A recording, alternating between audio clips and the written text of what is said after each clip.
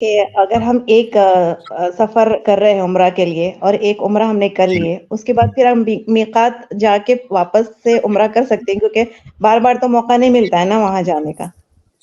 جی بہن کا سوال یہ ہے کہ جب ہم عمرہ کرنے جائیں تو جب ہمارا ایک عمرہ ہو جائے تو کیا وہاں پہ حدود حرم سے باہر نکل کر کے ہم جا کر احرام باندھ کے دوبارہ عمرہ کر لیں؟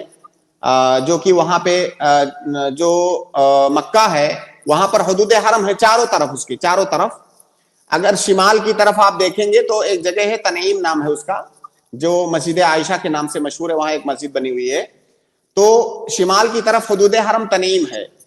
تو بہت سارے جو معتمرین ہوتے ہیں وہ عمرے سے فارغ ہو کر کے مسجد عائشہ جاتے ہیں اور وہاں سے احرام باندھ کے دوبارہ جا کے عمرہ کرتے ہیں۔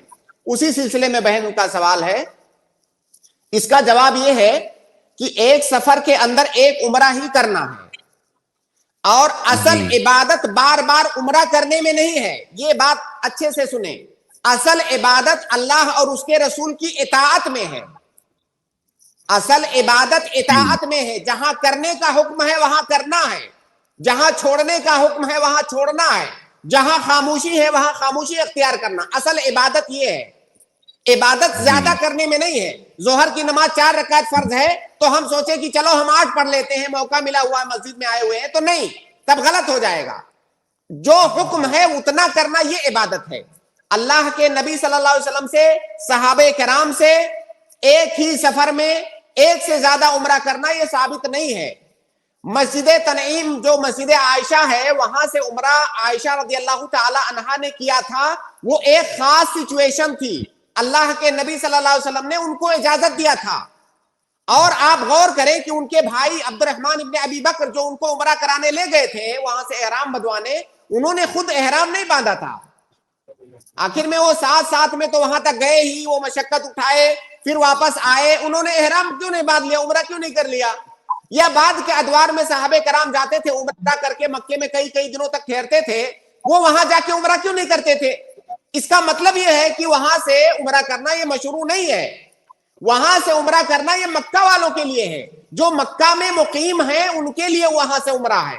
باہر سے جانے والوں کے لیے ایک سفر میں ایک عمرہ ہے، ٹھیک ہے؟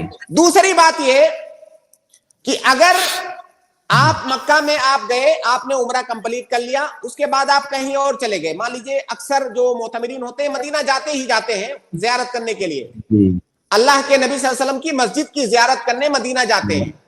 بہت سارے لوگ یہ سمجھتے ہیں کہ ہم اللہ کے نبی صلی اللہ علیہ وسلم کی قبر کی زیارت کرنے جا رہے ہیں۔ نہیں، یہ اہل سنہ والجماعہ کا عقیدہ نہیں ہے، یہ ایک زائد اور فائدے کی چیز ہے۔ مدینہ میں اللہ کے نبی صلی اللہ علیہ وسلم کی مسجد کی زیارت کرنے جاتے ہیں، جب وہاں آپ پہنچے تو قبر کی بھی زیارت کر لیں۔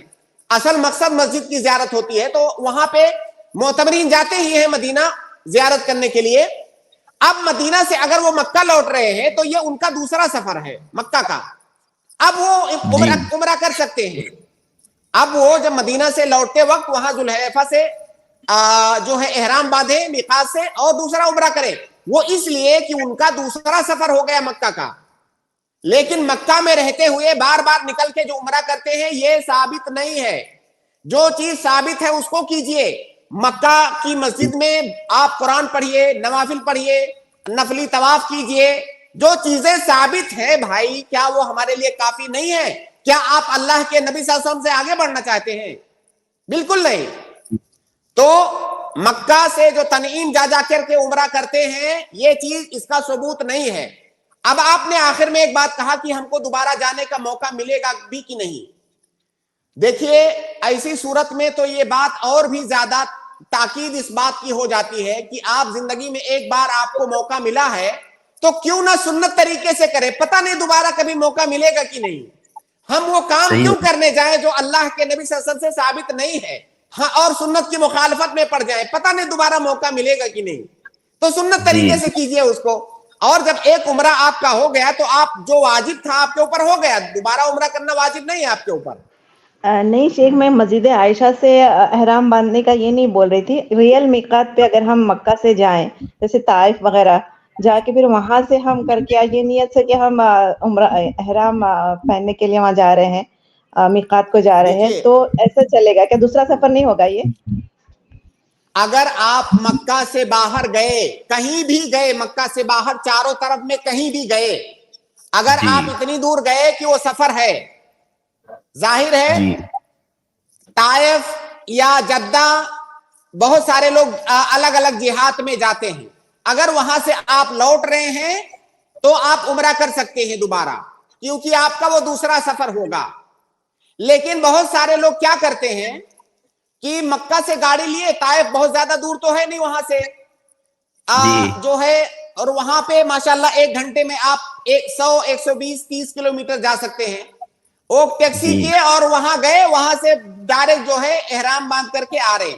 دیکھیے یہ چیز بھی ثابت نہیں ہے, یہ کرنا میں یہ نہیں کہوں گا یہ کہ کوئی افضل عمل ہے, میں آپ کو وہ کام بتاؤں گا جو افضل ہے. آپ کسی کی طرف سے عمرہ کرنا, بہت سارے اکثر لوگ یہ چاہتے ہیں اپنے ماں باپ کی طرف سے یا کسی عزیز کی طرف سے عمرہ کر لیں. بھائی آپ وہیں مسجد میں بیٹھیے, 2 رکعت نماز پڑھیے اور ہاتھ اٹھا کر کے ان کے لیے دعا کیجیے. اس سے زیادہ فائدے کی چیز ان کے لیے کچھ بھی نہیں ہے. جی جی ماشاءاللہ, آپ فائدہ ہی تو پہنچانا چاہتے ہیں ان کو, ان کے لیے دعا کیجیے وہاں بیٹھ کے. جو کہ سب سے مرے ہوئے آدمی کو جو چیز سب سے زیادہ فائدہ پہنچاتی ہے وہ ہے آپ کی دعا. آپ الگ الگ سے طرح طرح کے بہانے ڈھونڈ کر کے کیوں ان کی طرف سے عمرہ کرنا چاہتے ہیں؟ کیا فائدہ ہوگا ان کو؟